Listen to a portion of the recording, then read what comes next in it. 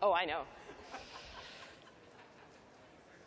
All right, it looks like we got everybody in. Well done. Woohoo! All right, guys, let's get started. So welcome to This Is Your Brain on VR, a look at the psychology of doing VR right. See if this clicker actually clicks. Come on, click. Oh, I'm hitting the wrong thing. I'm just an idiot, that's all. You gonna work? You gonna work? Where am I clicking? Oh, well, we'll use the old-fashioned route. So my name is Kim. I am a research scientist and a technical designer. I know there's a little bit of confusion. Some people were like, doesn't she work at Riot Games? I do work at Riot Games. But today I'm here on behalf of Radial Games for work that I have been doing for the past probably, depending on how you measure it, anywhere from 4 to 5 years to even longer. I have a PhD in computer science specializing in artificial intelligence, and I have an honors degree in cognitive science specializing in how the brain works. I spent a lot of time thinking about how people think in games and using that, hopefully, to make stuff. So VR, huh? So I think I tweeted the other day that this will forever be the GDC before VR dropped. This is a once-in-a-lifetime event. Who knows where the hell we'll be next year? Maybe living under bridges, maybe living under fancy bridges, who knows? But it's going to be a ride. So what's the deal with VR? If you look historically back at what we have done as content creators, I know we've got a mixed audience today of game creators and folks from entertainment, and I'm so glad we're all here together because there's so much to share. We have historically, specifically in games, or particularly in games, really tried to bring the player into that experience. We have spent time taking flat screens and trying to pull people into those screens. But with virtual reality, we throw all of that out. Because in many respects, we are actually literally putting the person in the game or in the experience. And all of those things that we have done to try to pull people into those experiences don't matter anymore because they are in. They are so in. This gap, I know that's a stereo speaker, but it's just such a cool historical picture. This gap is gone. It's not even relevant anymore. So I'm working on a game called Fantastic Contraption, which some of you may have heard of. It is, oh, thank you. Team effort, team effort. I'm very blessed to be working with some of my very best friends on this project. The project is a building game. It started its life as a web game, a flash game, where you would construct objects using sticks and wheels and whatnot, and you would try to take an object toward a goal. We ported it to VR, and you can see this is actually one of our external cameras. The sheep is what you would be doing in that space. You're trying to get those pink blocks to the pink goal, building whatever sort of fantastic contraption you can come up with. These are my peeps. Wonderful mix of Northway Games, Radial Games, a shell in the pit. Sorry, guard, I love you. And a bunch of other people that have helped us get here today. So this talk is taking a look at the brain in VR specifically. I'm not going to go into a lot of super technical detail, but I'd like to hopefully open your eyes to some of the things that are going on behind the scenes so that as content developers, you can be better informed. There's quite a number of amazing talks happening at VRDC and onto the main track as well, which I hope you'll take advantage of. I know Thomas Bedank did one on the cognitive psychology of VR, and it went into some really interesting technical stuff, so I highly encourage you to check that out. I'll also be giving a second talk, technically my third talk, on Thursday on the game design in VR. So if you're interested in going into more of a deep dive in game design, allow me to pitch that talk as well. OK, let's get started because we're going to run out of time. So I'm really just going to scratch the surface of a lot of things here, but first we're going to start with the brain. So there's 3 key things that are important to keep in mind about the brain. The first is that your brain will work overtime to create a consistent, sensible worldview. It's going to try to make sense of this mess that is all of this information coming in at any given time. Even when it's inconsistent information, your brain does not like being inconsistent. You might have heard the term cognitive dissonance before. It will work very hard to straighten things out, which is great news if you're in VR. Because this means, most importantly, that the brain is working for us, and that we can take advantage of this if we don't get in its way. The second thing is that we can't trust our brains.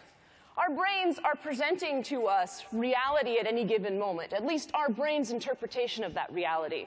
So what that means is it's taking a whole bunch of different information, some of which may seem consistent with your worldviews, etc., some of which may not, and it's rearranging and it's trying to turn it into some form of consistency. That means it may even do things like rearrange memories or present to you things that maybe you didn't actually see but you think you see with conviction, etc. Our brains essentially, in short, are always screwing with us. And we need to be mindful of that because it affects how we see the projects that we work on, how the consumers of our projects see them, and how we work with each other. And third, the brain is super gullible. We can actually trick the brain into thinking a lot of really interesting things without those things actually being there, which turns out is also helpful in games, VR, and entertainment. So let's look for a moment at an example. Let's talk about attention. So there's two big, broad categories of attention. The first is exogenous attention, or reflexive attention. This is the stuff when something pops up that you can't ignore. It's big, and it just draws your attention.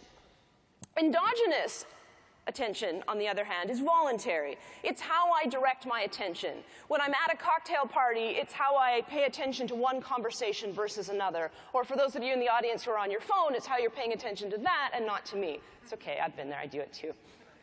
So we exist in this situation, though, of divided attention. Right? We are always being pulled very strongly by certain things, some things we can't avoid at all, and other things we are trying to switch our attention to. So we're trying to kind of navigate this mess of things. And it leads to some really interesting phenomenon. So there's a very famous video that psychologists, or an experiment rather, but this is the video of the experiment. I don't actually have the video with me, but Thomas Bedank, I believe, showed it in his talk, so you can see it, where the researchers asked folks to watch these people who are throwing around a basketball and count the number of times the people wearing white shirts threw the ball. Pretty simple task. They start throwing the ball, you're watching it. Meanwhile, someone in a gorilla suit comes through. Most people don't notice the gorilla. Most people don't. And you think, no, no, no, I'd notice the gorilla, because I see these things. I know I do. No, you don't. Remember, your brain screwing with you. You're paying attention to certain things, and there's a lot of other perceptual cues and things that would draw your attention over other things. But you're very likely to have not seen that gorilla. So we miss things. We might do the most noisy, amazing, hopefully apparent thing within our experiences that we create, but we still might miss them.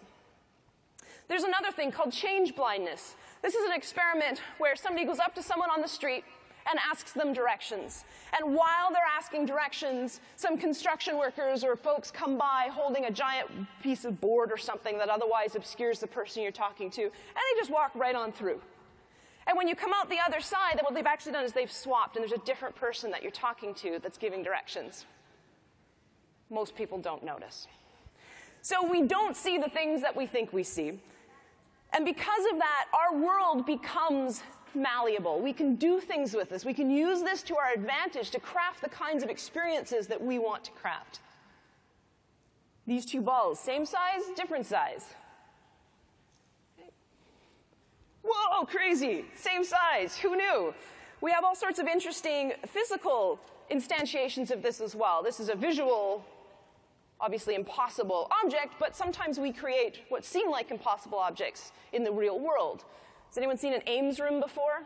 Yeah, lots of people nodding. So this is a room where if you look through from a particular perspective, one person looks giant and one person looks teeny. And our brain is trying to make sense of this based on prior experience. So here's a behind-the-scenes look at an Ames room. Narrative also matters. The stories we tell our players, either consciously or unconsciously, primes our players to interpret the world in certain ways. Okay, let's go on and talk about how we engage players. So first, what does it mean to be here right now in this room? It doesn't mean that you looked up on the map and you figured out we had actually changed spaces and we moved into this room and oh, I got here and yeah, I'm here, woo, I'm in my seat. This is what it means to be here, right? That's not exactly the story. Your brain is actually taking in a lot of different information to tell you that you are here right now in this space. It's visual cues. The fact that you're looking up at a stage and you look around and it pretty much looks like GDC. I know they start to blur together after a few years and a few drinks, but we're definitely probably in GDC.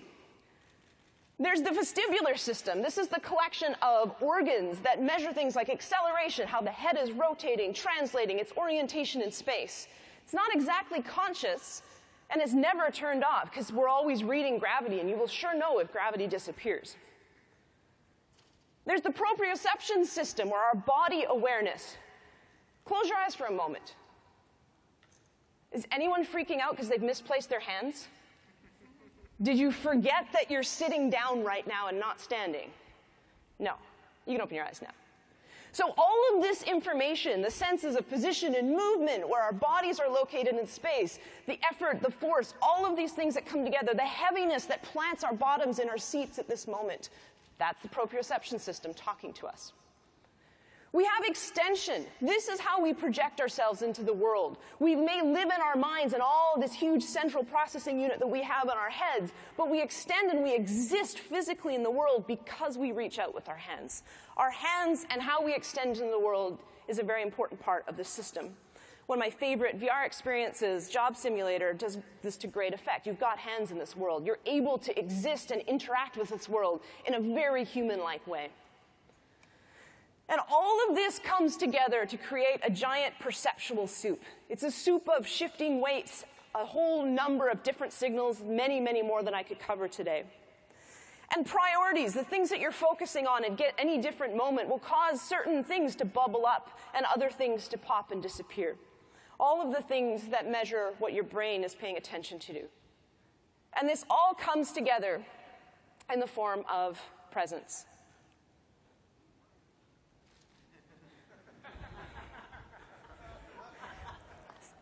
So I talk a lot about VR, and every time I'm about to give a VR talk, someone comes up to me without fail, are you going to talk about presence this time? I really hope you talk about presence.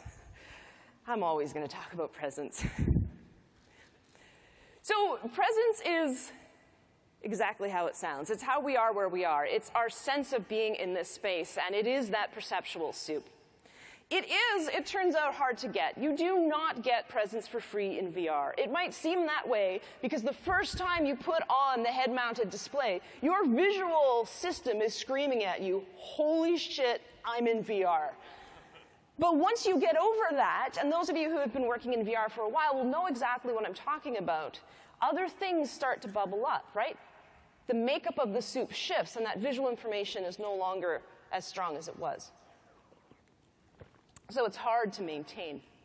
I did a study on rats wearing VR goggles, which is pretty much the cutest image in the world. And what they discovered was that even though they had this full input system, the GPS system in the rats, if you will, wasn't working. They had a terrible time navigating around the world. So there's lots of information coming in that we just can't fully replicate in a VR situation, and that does make it challenging.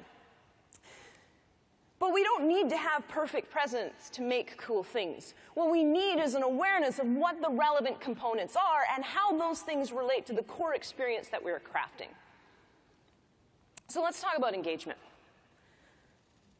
So we've probably all in this room heard the concept of flow. If you're not familiar with it, it's a very highly focused mental state. It typically arises when the challenge of whatever we are doing is perfectly matched with the skill required to do it. So if you take a look at Audio Shield, this is a game where you're holding colored shields, and it's to music. Sorry, I don't have any music to go with it.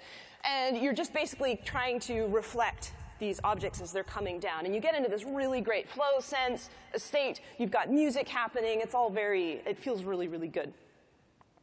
When you add to that as well a form of arousal, so something that's really going to grab our attention, this can be, fight or flight, it can be sexual arousal, it can just be, I'm excited about something, I'm super hyper engaged with something.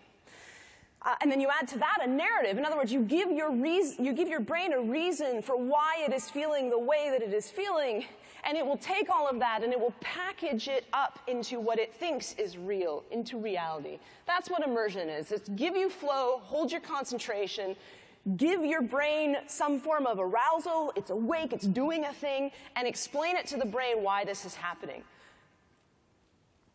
So maybe it's happening because space pirates. Right? You're in a situation where you're shooting at these robots flying at you. You're definitely going to be in a flow state. You're feeling kind of excited because there's things flying at you, and there's a narrative. It doesn't have to be aggression-oriented. It could be in response to a challenge, right? You're holding a design in your head as you're building something, for example, in Fantastic Contraption, and you're fully in that space, and you're excited, and you hit go, and you watch, and you see what's happening. You are in that space. Or it could be more traditional, full-on fight or flight. What's important is that we don't have to feel like we are somewhere to be engaged. So we don't want to get too caught up in presence. Presence is neat. It's a really amazing feeling to be transported somewhere else. And I mean, when you think about the power of VR, it enables us to give everybody in the world, potentially, the opportunity to travel and see things and do things they otherwise might not have the opportunity. It's very powerful. But we don't need perfect presence. When we engage people, however, that recipe for that soup changes. When you start out in Arizona sunshine, which is a ton of fun, you're at this little camp, and there's a little barbecue in that camp area. And it's all chill. You're in this really nice Arizona, there's mountains and this really gorgeous scenery, and you're looking around, you see the barbecue, I want to go flip a burger because it's there, I want to do it. And you walk up and you can't, because it's not modeled. And I've heard the developers, and I love this, they're like, why do people want to flip burgers? I don't know, they're just there, and it's great, and I really want to flip those burgers. But the second those zombies show up, I sure as hell don't care about flipping any burgers. So my level of engagement dramatically shifts the things that I want to do in a space. So let's talk about the Fidelity Contract. So the Fidelity Contract is really the expectations that the player has of what you're able to do in a space. It's the extent to which the world behaves in the way that I think it should behave. And this is born out of a number of things. So some of it is world and physics rules. A lot of that is we are experts as human beings of navigating this world and these physics.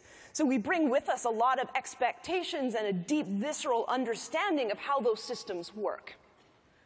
If you're going to mess with that in your experience, you better be consistent, and you better give the player either opportunities to learn it themselves or teach it very well.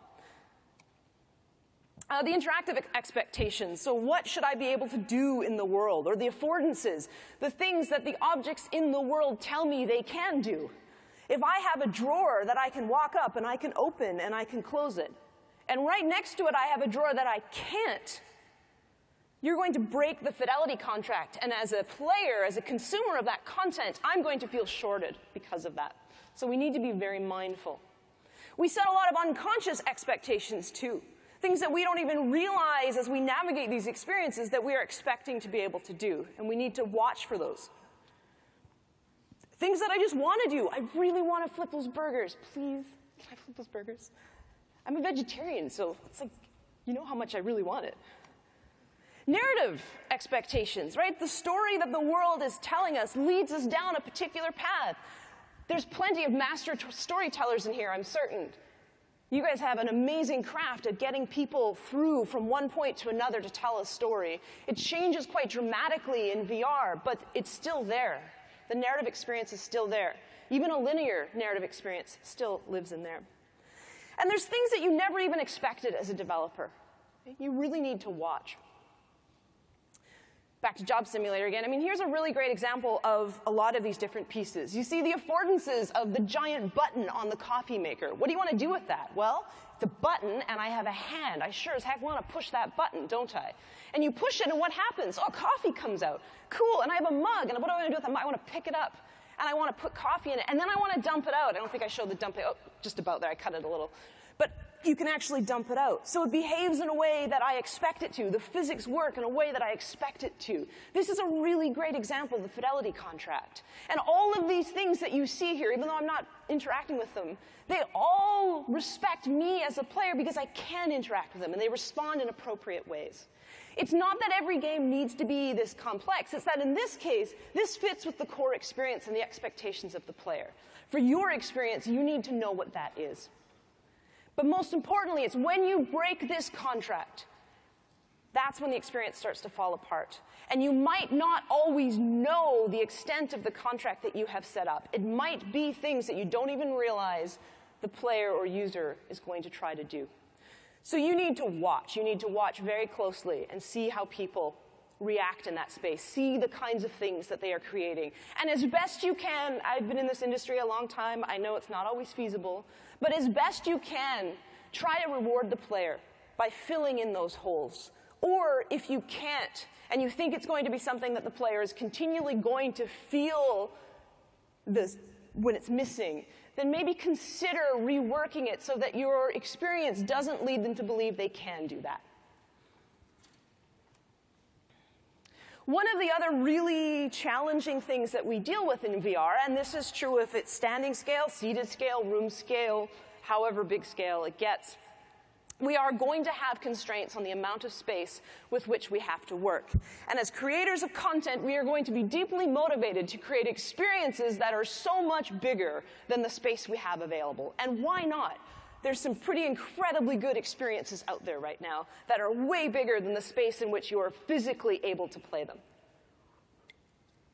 So we have to be very clever, and we have to be very careful, and we have to, together as a group, figure out the best way to communicate these things. Because the spaces that we build, they too contribute to the Fidelity Contract. So here is a great game, Budget Cuts. If you haven't played Budget Cuts, it is so much fun. It is a really interesting experience where you are sneaking around through a facility trying to avoid robots. Now, this is very clearly a larger facility. How do I know? There's doors. I can see farther than where I'm standing. But there is this wall and this counter where I am that is telling me as a player there's a wall and a counter and a ledge there. And as a player, I react in a very interesting, visceral way. There's a robot in there that I sure as heck don't want to see me. And so you see the player sneaking around and looking, and they grab the plant and they throw it. They're like, oh, God, it's going to see me. They're reacting to a completely artificial space. There is no wall there. But the focus, the core experience, everything boils down to that piece, that fake wall there. And so you don't at any moment feel shorted that you're not in a bigger space. You kind of know subconsciously that you're in a bigger space, but the focus and everything is right there, and it feels fantastic. And we're experimenting as an industry with different ways of moving around. So when you do move through a larger spot, Budget Cuts has this teleport. A lot of folks have a version of teleport where you just cast this reticle and then you click a button and you just warp in there. One of the neat things to call out about this, actually, is a small thing that I think makes a huge difference, is when you teleport in, if you can't see it, unfortunately the resolution's not good enough here, but when you teleport in, you're really close to the wall.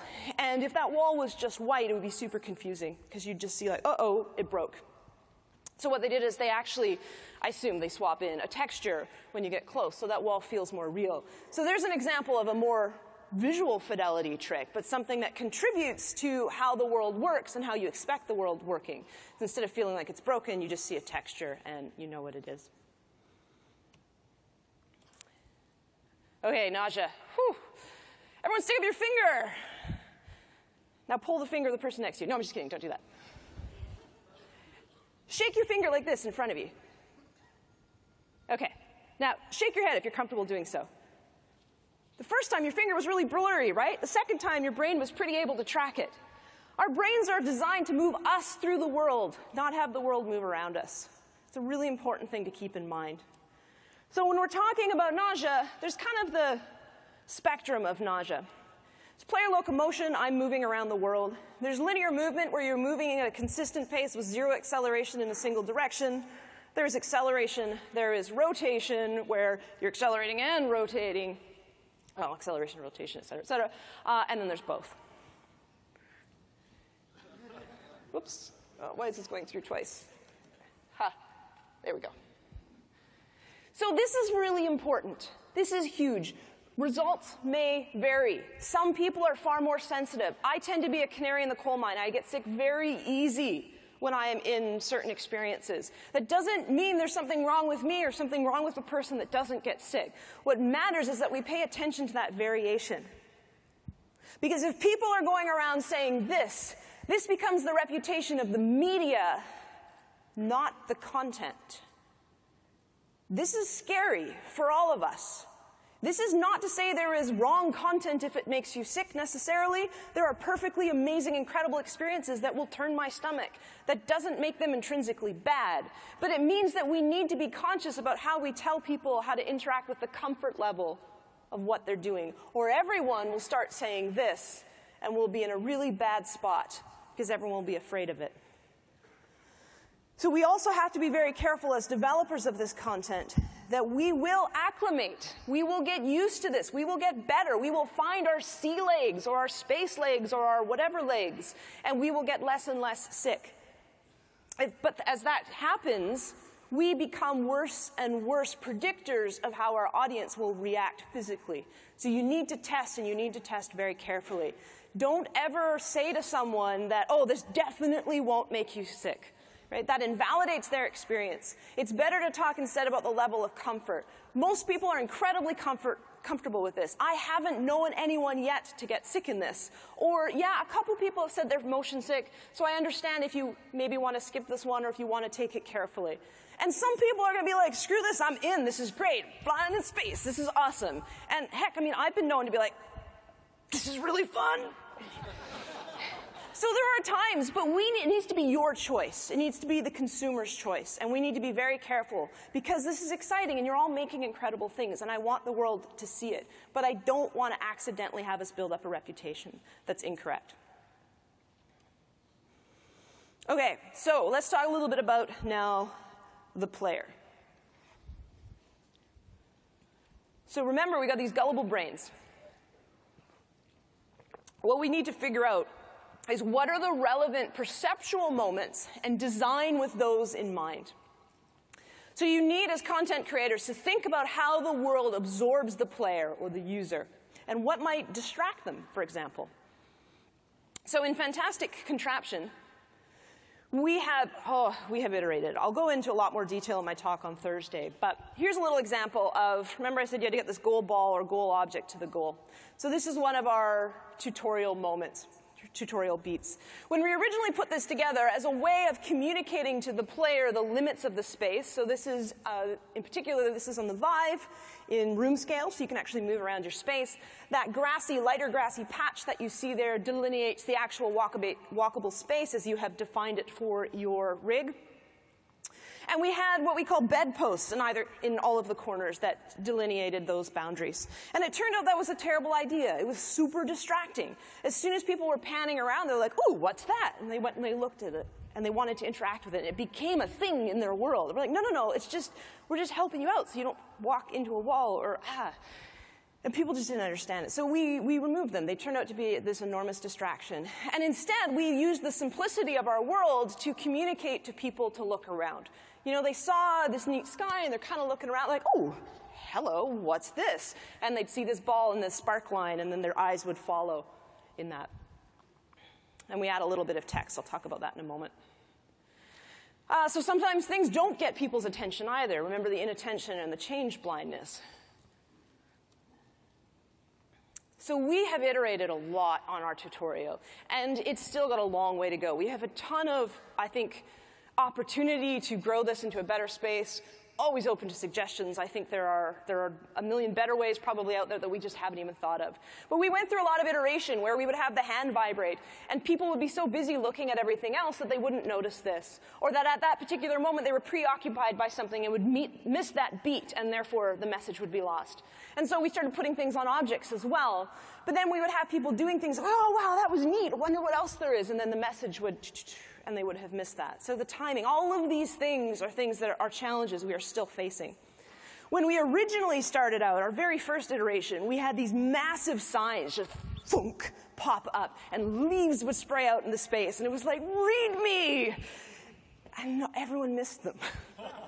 Nobody saw. We would have people, because we could see, we'd be watching our screen, and the thing would pop up in front of them, and they'd be like, and on the sign is instructions on what to do. Like, here, do this next. And like, there's this beautifully rendered artistic Vive controller that we had on it that Lindsay Jorgensen did. And they looked great. And they'd just stand there like, huh, wonder what I do next. Right there. So it clearly wasn't working. And we had to swallow that and go, okay, this is fundamentally broken.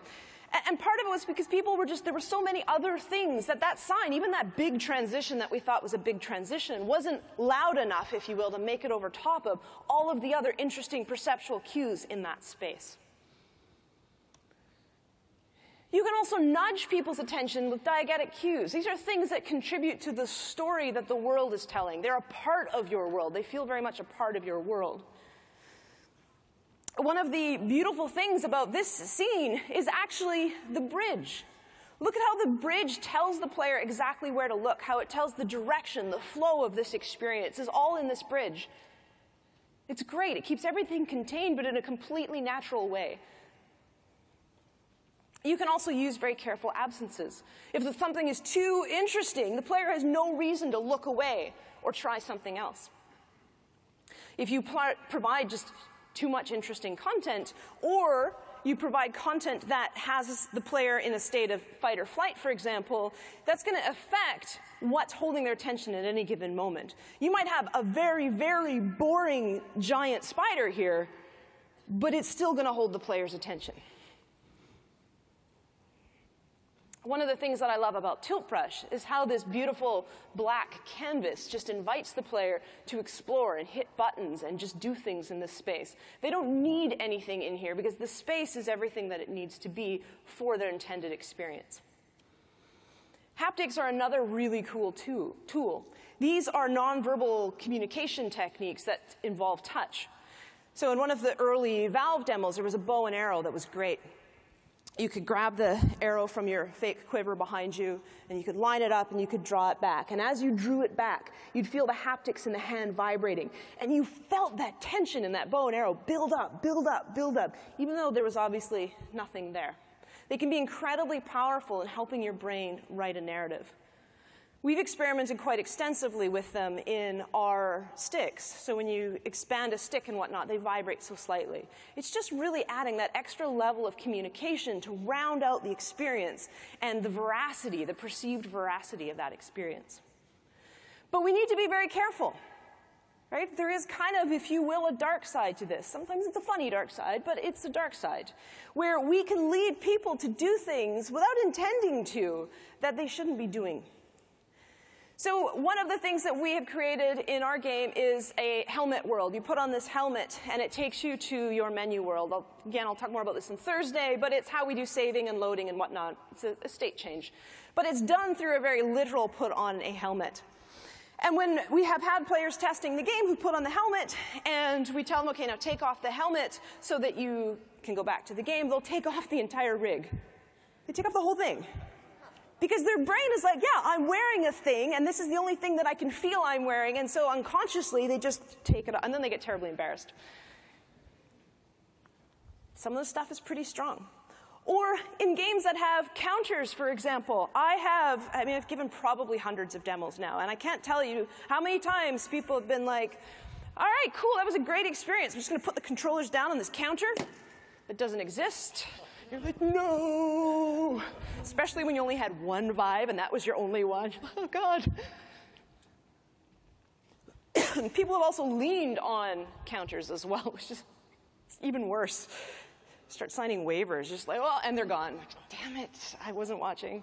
So we need to be careful of that, because we're not going to ship ourselves with our products. But we have a responsibility about the affordances that we are setting, at least to a certain extent. It's a collaborative responsibility, but I think we can't stick our heads in the sand. And hey, playtesting is hard. It's hard at the best of times. I mean, it's not hard in the sense that people are like, yay, games, I want to play games. Cool, yay, games. That part's easy. The hard part is getting meaningful stuff back out of it as a developer that you can roll in a productive manner into what you're creating. And VR, it gets even harder. We have what I call the reality tether. And this is kind of the cognitive load that you hold with respect to the real world. So if you are holding any kind of representation of the real world in your head as you go into VR, that is sure as heck going to interfere with your experience in VR. And it's going to get in the way of you letting go. Sometimes this comes about for a variety of reasons. It can be a literal tether. Until you're used to it, or if you're particularly nervous around it, the cord can be a constant source of irritation that keeps pulling you back into the real world. Most people, luckily, forget it pretty quickly, but not everybody does. And if you've ever stood on one of the cables sideways, believe me, that's like Lego. You don't forget that stuff easily. If we're not creating a safe space for our users as well, then they have to hold in their head the representation of where the walls are as well. And that is not something that is conducive to an immersive experience or any degree of presence. People do eventually forget, though, and the flip side of that is people punch walls, they walk into walls, and they potentially trash their homes. So we have to think about that, too. Seriously, I searched for free VR clip art. It was a couple lines down, but there was an eggplant. You tell me. There's also the white coat effect. So it's kind of like if any of you have ever done karaoke or are quivering at the thought of doing karaoke, think how great it feels to get up on a stage and sing in front of people that you don't know. This is what it can feel like to people going into VR. We have to be mindful. We have to be sensitive that we're asking a lot of people. We're saying, hey, put this big black scary thing on your head where you won't be able to see me, and trust me, it's going to be fine. I won't do a thing. No, really. It's asking a lot. The other piece we have to think about is what is left when the wow factor is gone. Like, do we actually have solid, compelling experiences that drive the player, that drive the user, that entertain the user? Or are they really just enjoying it because, wow, holy shit, I'm in VR?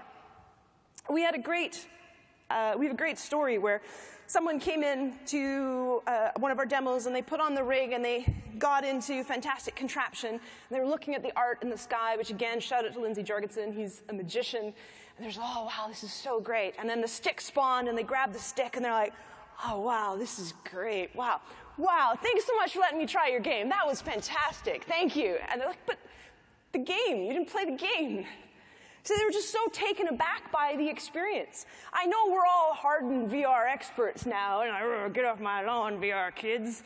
But hopefully still somewhere in your gut or the depths of your mind, you can remember the magic that was the first time you experienced the cutting edge VR. Because that was incredible. That is why we made this.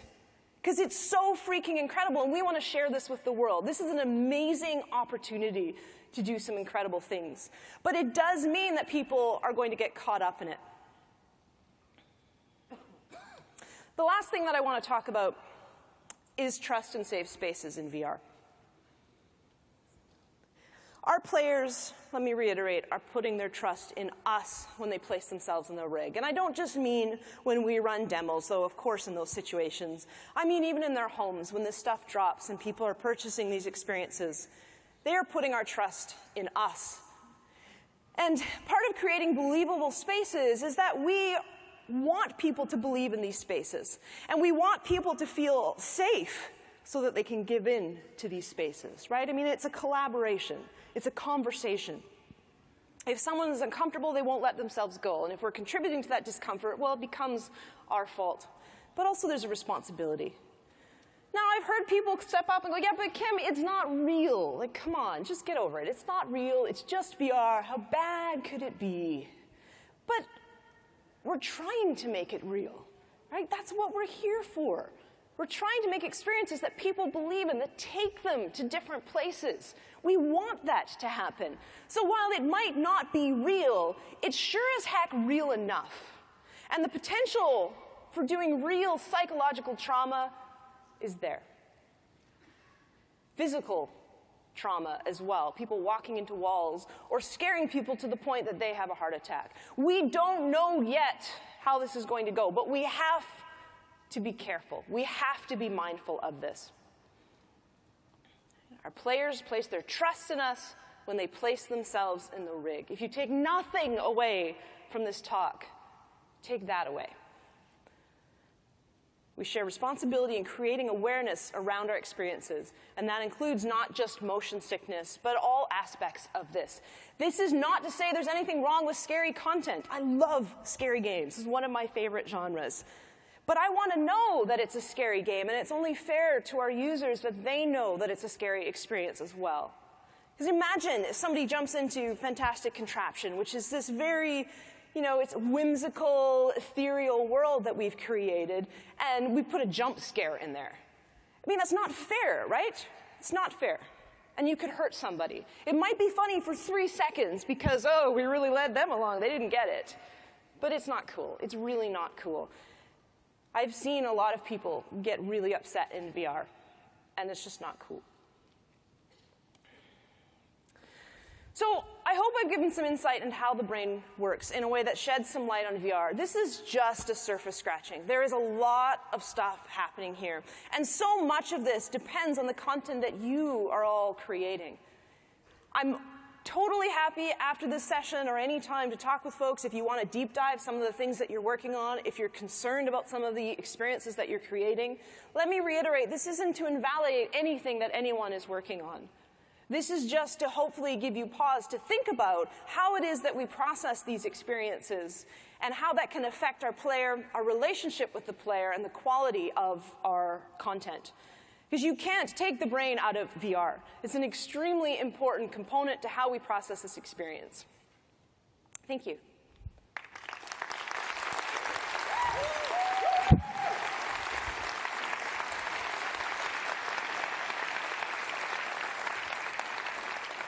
I think I left time for questions, if folks should have any questions. I'm just going to drink all the water while I'm up here.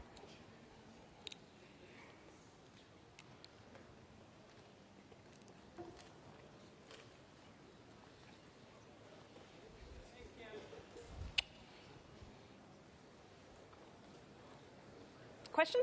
Sure. I had a question about playtesting. It's a topic that's come up in, I think, nearly all of the speeches so far. Do you have any advice on what kind of size of demographic groups you might want to use for a real good playtest so that you can interpret some of these things? Yeah, that's a really hard one. I think that the question of demographics is always a tricky one for a number of reasons, just because they tend to be fairly heavy-handed in how we partition up people, which maybe isn't always the most reflective.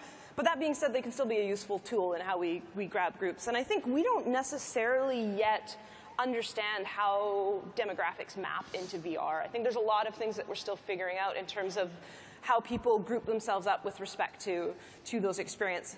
And I think the most important one that has emerged that I would call out as special perhaps to VR, or more unique to VR than perhaps general game development, would be anything to do with nausea and comfort level. Mm-hmm. So getting that spectrum. You know, I referred to myself earlier as the canary in the coal mine. And it's a little bit tongue-in-cheek, but it's kind of true. I am very sensitive to those experiences. So if someone is unsure if something's going to trigger, I'm a really good person to test on, because I'll be able to tell you, you know what, sensitive people will not be okay with this, and it's this, this, this. So being able to grab people that exist on that spectrum, the iron stomachs as well as the not-so-iron stomachs, I think is a very important one. And then the rest of it kind of just comes down to your core experience. You know, who's your target audience? Who are you intending to design this for? Are you getting people in that are, you know, if you're creating a particular type of experience, you know, a shoot-'em-up style game, then make sure you're getting people in that are connoisseurs, if you will, of that experience.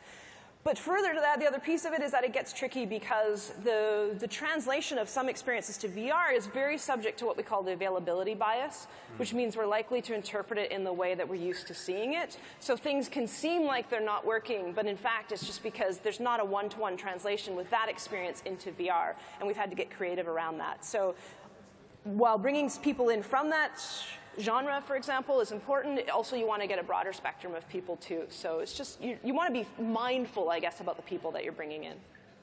So you wouldn't say there's any pattern that you've seen so far based on age, gender, gaming background, anything else like that? The biggest pattern, I would say, is just reticence to technology. Mm-hmm. So, you know, people who get older, especially, I mean, you get a little bit more nervous about getting sick and things. You're a little bit more, you know, I'm almost 40, and I'm like, oh, I don't know.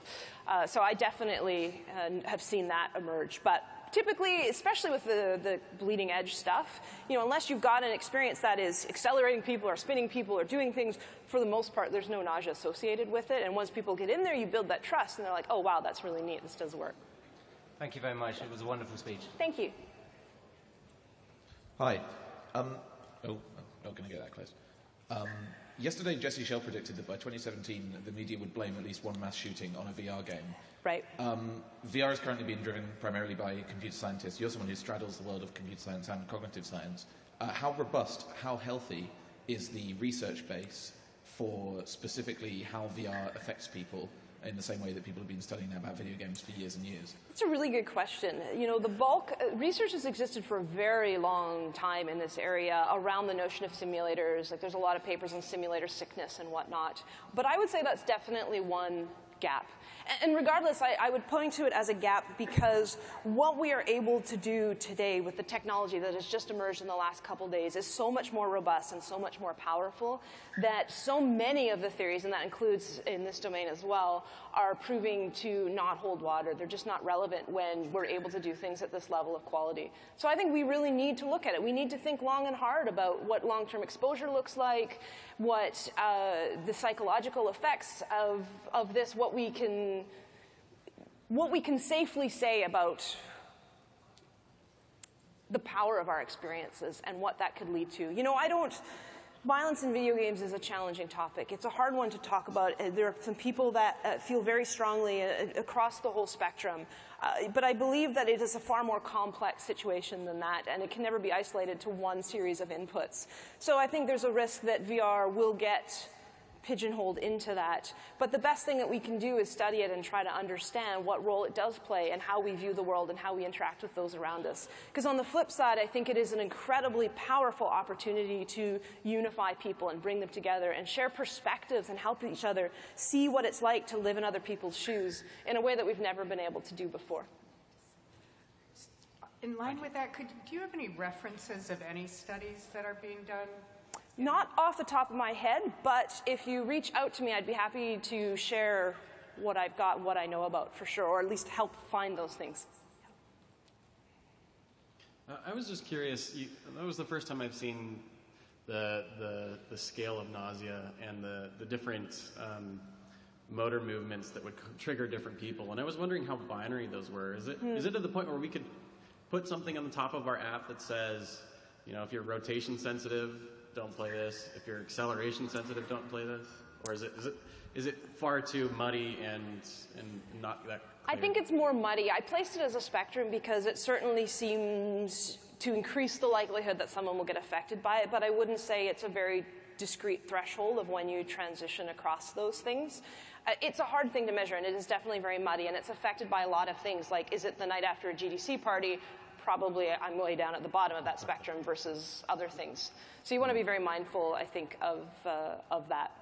Should I add to it? It's an open question. I want to encourage everyone to be thinking about this because I don't know how to handle it. I think it's a bit of a marketing nightmare, but it also will deeply impact our ability to get our content to people and build trust in things. And I still want people to do flight simulators and all these cool things because they're really cool. But just as I'm not going to become a fighter jet pilot because I'm going to barf, I'm okay with that. It would be interesting because I imagine there's techniques for combating each one of those, and they're not necessarily overlapping between the other mechanisms. And lots of people will adjust. So if you're willing to kind of go through it, you can get through a lot of it. Not everyone will get better, but a lot of people will actually start to adjust. And that whole concept of finding your sea legs is a very real thing in VR. All right, thank you very much. That was excellent. Well, thank you.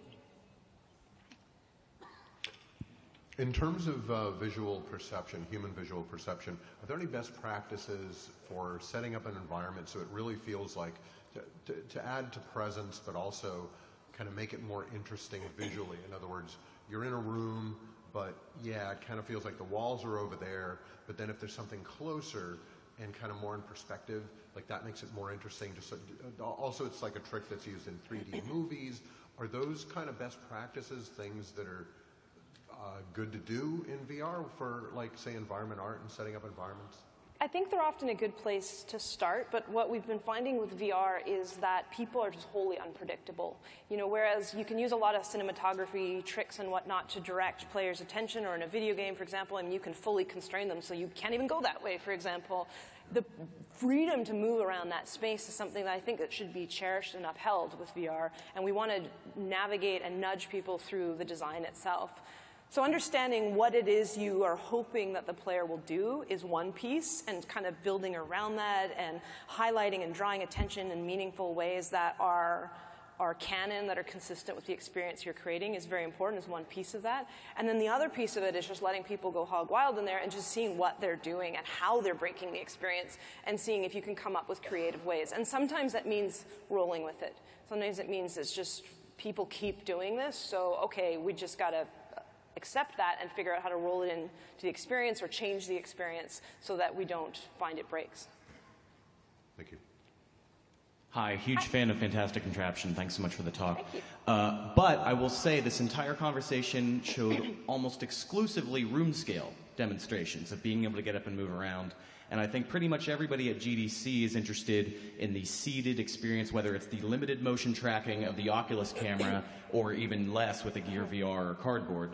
So in terms, I mean, I feel like that could be a really long conversation, but in terms of the brain and with the limitations of either minor webcam tracking or zero positional tracking, what are the things that you in your work on VR have noticed that are important for people to keep mindful of as someone myself who's gotten very pukey using cardboard demos? Yeah. Thank you. Yeah, good question, great question. So I've used them all extensively, and I would say for the most part everything pretty much still applies.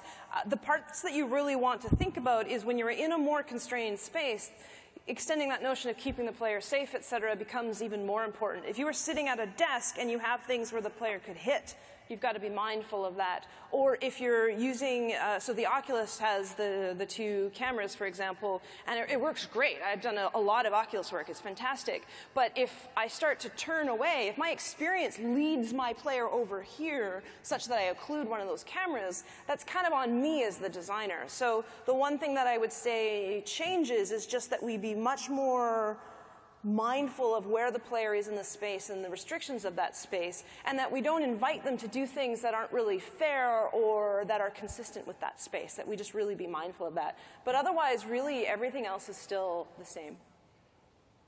Thank you for calling that out, though. Hi there. Can you speak a little bit to the relative importance of auditory cues to your cognitive soup? Yeah, it's a huge piece. It's one of the hard ones to get right, too, because there's all of the positional tracking and different elements, and then you've got like the attenuation and the interference, and if you add wind cues, I mean, we're not actually blowing breezes on people, at least at this moment, so some of that is lost in needing kind of a rounder picture of all of that. But I think it's really important. One of the things that we used in Contraption that I think is really neat is we originally had a little soundtrack playing in the background, which was really neat.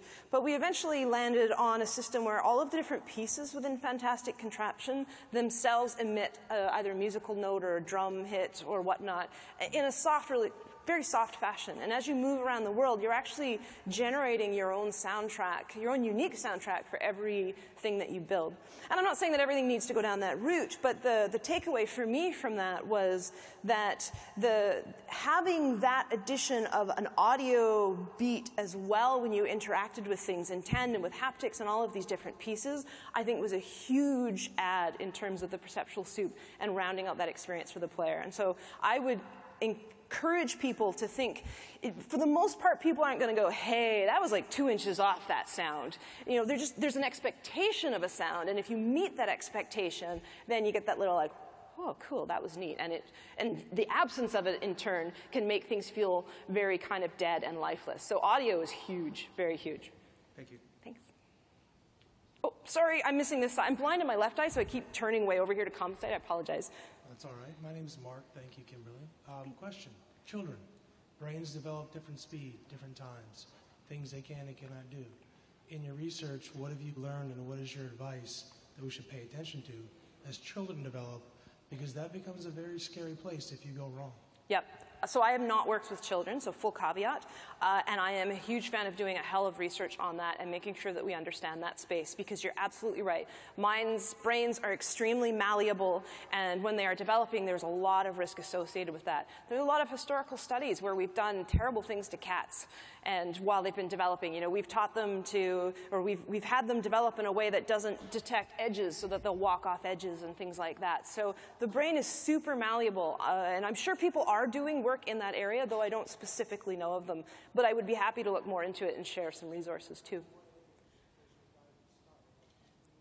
21. So what age? At what age does the guidance start? Because I think as you look at where gamers start and how they grow in, if we're only targeting 18 to 21-year-olds, we miss that whole piece. So you mentioned the concern about, hey, we don't want you to feel sick. The reality is it's 10, 12, 13, and 14-year-olds that are going to start off. So as though you target one group, if you miss the other side, that concern can just flip-flop on you, and all of a sudden you've lost your goal. So I am not a child psychologist or developmental psychologist, so I wouldn't be comfortable giving any kind of age range, but I do agree it's something we need to look at and we should pay attention to. The flip side is we might be breeding a race of superhumans if we get them in VR young enough, because the stuff they'll be able to do will be incredible. I don't know. But yeah, definitely that's not my area of expertise, but I'm so happy that you're asking that question. I think we all should be. Yes, I'm excited about potential of VR in room scale and larger. As the technology moves along and as the price points come down, as a developer, I can't predict what the obstacles in someone's home are, and yet they are important. So I'm just curious if you have any thoughts about, I can imagine a variety of different ways when I get close to something, maybe it becomes untransparent, but then that breaks the reality of the room that they've established, and I was just wondering if you could comment on that. Gosh, that's a hard area, eh? That's such a good question, and I think all of us who've been working on this for the last few years have been thinking about that a lot. I've worked with Valve on some things. I mean, we've all been working with Valve, those of us who've been working on the Vive, and they've been really, really great and doing a lot of experimentation around it. They've got like the chaperone walls that pop up when you move close to things. So if you're not familiar with the Vive, when you get close, so you mark out an area that is acceptable for you to move around in, and then in the game itself, there's an overlay that appears as you get too close to the wall. It's basically like a little gritty type thing. And that tells you that you've gotten too close to a wall. And it's interesting because, at first I was like, this is so brilliant, this works great, I know that the edge is here, and as a designer I'm like, okay, it's kind of jarring, but at least I'm comfortable. I'm confident as a player when I don't see that grid, I can just let loose. And it was great, and I thought that was really powerful. But as developers, we pushed our experiences to the edges because we wanted more and more and more, or we just were making bigger things. Those grids, especially in a smaller space, were there all the time, and they were annoying as heck. It's just, and before you knew it, you were desensitized to them. And I have walked full bore into the wall so many times because I just get in there, I'm like, what grid wall? Bam. So yeah, it's another really great open question that I think, again, we all need to work together. How do we deal with this? I'm not 100% sure, but I think that if we are mindful of what our experiences are telling players to do and where we're trying to suggest that they go, and we kind of try to design with that in mind, but then it's a one-size-fits-all. I mean, the cool thing about VR is it can be standing, seated, walking around, walking a little bit around. I mean, there's that whole spectrum. But whereas before, when you look at content that is on consoles and computers and whatnot, I mean, the content that matches the device is the content that matches the device. Here we have a spectrum of content for a single device, and we can no longer trust that the consumer will actually pick the right device for their setup. It's just, one size fits all, and now suddenly they're doing things. So it's an open question. I think it's a really hard one. Hi. Hey, thanks for mentioning my talk, and great talk. Thank you. My question is more specific to fantastic construction, especially concerning simulator fatigue. I think you had experiments with like small scale and then the big scale, and what do you think about that? Yeah, it's neat. So we've experimented at every scale, right down to like sitting down on the floor and playing with your blocks kind of scale, which I really like actually. It's very nice.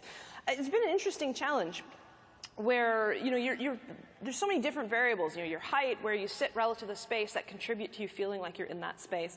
One of the hardest ones, I think, to set up well is the sort of seated experience where, specific to our game, I should say, you're not actually sitting at a desk, right? You're sitting at a grassy thing. And if it's projecting out of you, many people feel really uncomfortable if something clips through their body in any sense. I mean, we don't need to physically see our body to know where our body is. And so even though we're invisible in VR, we very much know we are here and like our belly is here and whatnot. So putting something through there is uncomfortable.